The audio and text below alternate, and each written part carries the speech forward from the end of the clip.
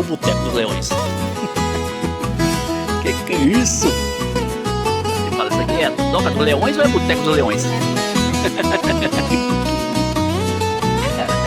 Eu tava deitado, ele viu a merda, ele levantou rapidinho. Era o guarda-roupa.